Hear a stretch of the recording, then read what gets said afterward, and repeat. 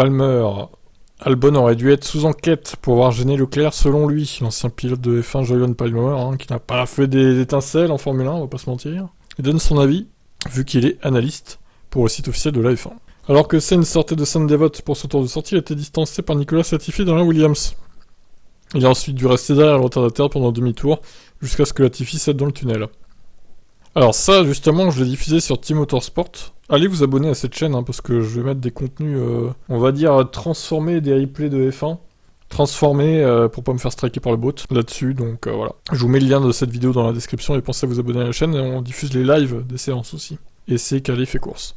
Donc je continue, ça a coûté à Sainz environ 2 secondes au tour par rapport à son équipier, qui est également sorti des stands avec les mêmes pneus au même moment, dans la même voiture. On peut donc dire que si Sainz avait été plus rapide d'une demi-seconde à la sortie des stands, il serait resté devant Latifi et aurait potentiellement gagné le Grand Prix. Ce sont des petits écarts qui lui coûtent cher. Et oui, mais encore une fois, comme j'ai dit dans la vidéo, concernant Latifi, il aurait pu juste lever le pied au début de la montée de Sainte-Dévote, ce qui aurait valu à Sainz de passer sans problème et de pas être gêné, quoi. Palmer s'en prend un peu plus violemment à Alex Albon, qui l'accuse d'avoir retardé grandement Leclerc. Le pilote Williams avait expliqué qu'il se pensait plus rapide que la Ferrari, et qu'il voulait le distancer.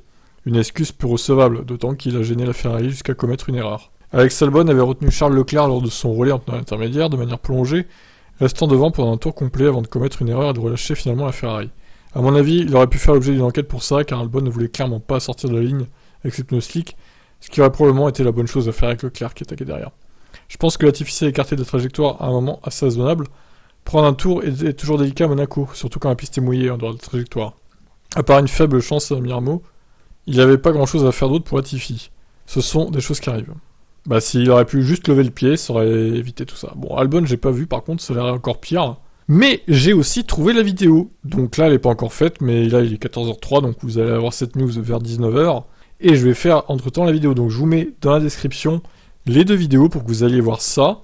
Et puis voilà quoi. En tout cas, carton rouge les 2 Williams sur cette course. Franchement c'est un scandale. Je vous laisse commenter. Ciao.